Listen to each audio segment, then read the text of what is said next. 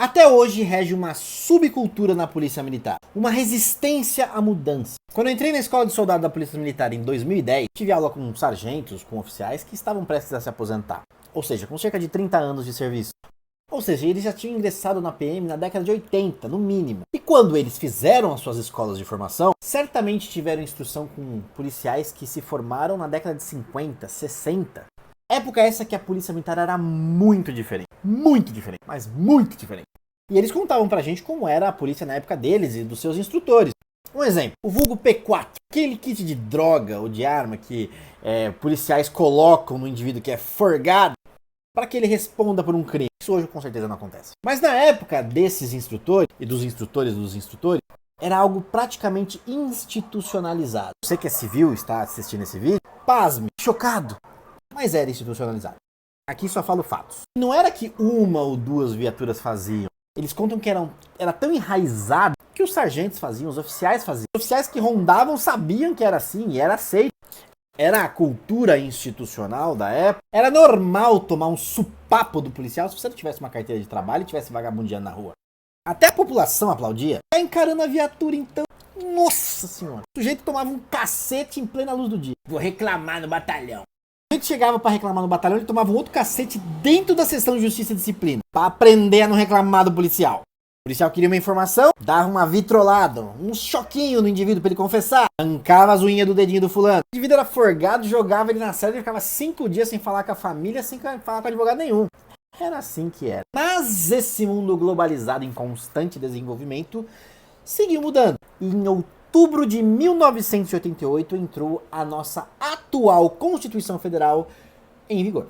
A Constituição Cidadã, em que seu artigo 1º já rege que a dignidade da pessoa humana é um dos pilares da nossa República Federativa. Normas de direitos humanos não só nacionais como internacionais passaram a reger nossas legislações, mas a PM é resistente a mudanças. Sem entrar no mérito para gerar polêmica, mas 4 anos depois da promulgação da Constituição, em 1992, a Polícia Militar aqui de São Paulo teve um grande problema com Carandiru, a casa de detenção, que dá problema até hoje. Cerca de 9 anos depois da promulgação da Constituição, nós tivemos um famoso caso da favela naval. O caso acabou com a Polícia Militar de São Paulo. Vou mais além.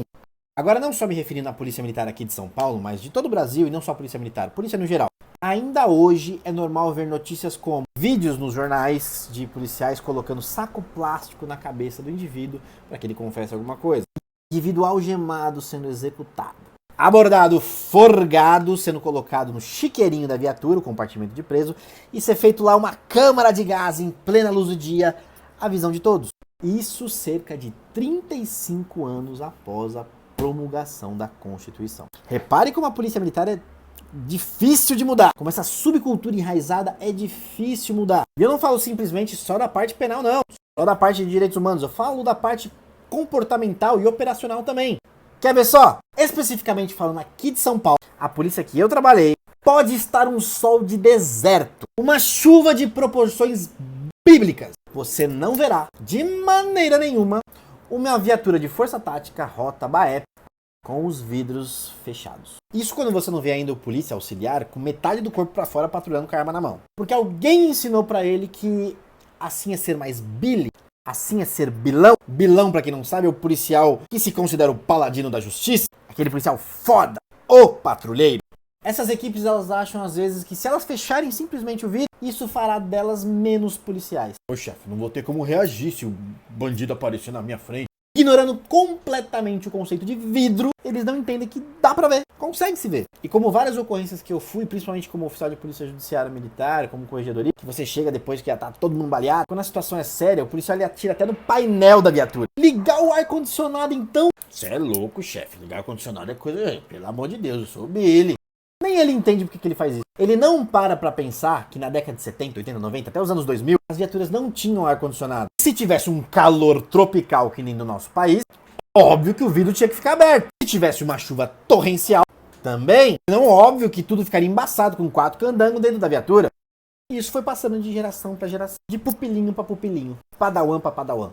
Principalmente aqui em São Paulo, eles não sabem que todos os outros estados, pelo menos todos os outros que eu já visitei, foram mais de 13 além de São Paulo, as viaturas trabalham com vidro fechado no calor, com arzinho condicionado ligado. E isso não faz eles menos policiais.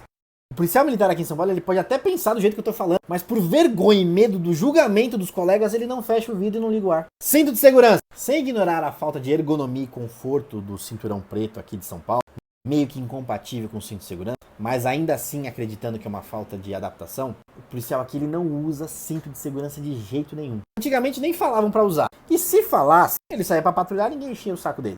Mas as viaturas modernas de hoje em dia, elas têm um sistema que se você não coloca o cinto de segurança, fica apitando, fica pim, pim, pim, pim, pim, pim. E assim o fabricante ele acha que ele vai conseguir convencer o condutor, né, os passageiros, a utilizarem o cinto de segurança. Mas eles não conhecem o policial militar. Eles não sabiam com quem eles estavam lidando. Para evitar esse pim, pim, pim chato o tempo todo, o policial é audaz. Ele passa o cinto de segurança por trás, conecta como se estivesse protegendo uma pessoa, para o barulhinho parar. Aí você fala, Steve, se a viatura bater ou se o motorista der uma freada mais brusca, o airbag vai arrancar a sua cabeça. Relaxa, chefe. Pensei em tudo. Eu tirei o fusível do airbag. Agora não funciona mais. Tenho certeza que tem muito antigo me olhando agora e falando assim, nossa, o que é reunião? Isso aí não era polícia não. Se você entrou na polícia militar antes de 1988 e pensa assim, eu até respeito a sua opinião. Mas o que não dá pra aceitar é pra você que tá me assistindo e entrou depois de 1988. Você não pode falar, na minha época era assim. Porque não era. Ah, mas então por que essa subcultura subsiste? Como ela ainda está presente? Simples, é o comportamento humano. A lei mudou sim em 1988, mas a PM teve que delegar essa instrução da nova lei para instrutores que sempre trabalham 30 anos da forma antiga. Então você acabava criando instrutores que chegavam e falavam assim, olha, eu vou ensinar como a polícia militar quer que eu ensine, mas depois eu falo pra vocês como é que é na verdade, como é que a gente faz na prática. Enraizando esta forma de atuar fora das quatro margens da nossa Constituição. E isso vai se perpetuando até hoje, o que é um perigo pro policial militar. Há alguns meses atrás eu conversei um pouco com um soldado de segunda classe, ele falou que tinha acabado de sair de uma aula de instrução. E eu perguntei como é que tava a aula. Ele falou, a aula desse tenente é muito boa, porque ele mostra pra gente como é de verdade. Não que nem os outros só ficam passando legislação, ensinando essas baboseiras da PM. Aí eu perguntei, mas como assim ele mostra o que é verdade? Ah, doutor, ele mostra pra gente como arredondar o corrente, como fazer pra conseguir um P4. E eu falando, Steve, não cai nessa não. Você é segunda classe, meu amigo, seu nome tá escrito a giz. Seu nome tá escrito a bafo. Sabe aquele vapor do banheiro quando você tá tomando banho? Que o vidro fica tudo embaçado do box? Então, seu nome tá escrito daquele box lá, com aquele vapor. E você tá pensando assim, meu amigo, eu sou tenente de 2014, aspirante de 2014. Minha turma tá indo quase a capitão e a gente não aprendeu dessa forma. Esse tenente muito mais recruta. Aspirante 2040 tá ensinando segunda classe assim. E o pior, ele considera a aula daquele tenente a melhor aula. Aquele tenente não aprendeu dessa forma. Inclusive um cara respondeu um monte de bucha que eu já puxei. Pessoal, como diria Capitão Nascimento, o sistema é foda. Não vai ser você, soldado segunda classe, que teve uma aula prática de arredondamento de ocorrência que vai mudar o sistema todo. Esse pensamento vai te levar pra desgraça. Vai te levar pro Romão Gomes. Vai prejudicar a sua família. E vai fazer um advogado que não se preocupa com você muito feliz. Acorda! Afinal, como diria Charles Darwin, não é o mais forte, nem o mais inteligente. E eu adiciono, não é o mais bilão que sobrevive. É aquele que melhor se adapta às mudanças. E no seu caso, pior ainda, nem mudança teve, já era assim quando você entrou. Então para de querer ser o John Wick da PMESP, você não vai conseguir. Ao invés de ser protagonista de Duro de Matar, Máquina Mortífera, Rambo, tudo que você vai conseguir é ser protagonista de A Espera de um Milagre. Acorda, Steve. Aprenda a ser policial com as regras do jogo que você entrou. Pode ter certeza que você e sua família terão muito a agradecer.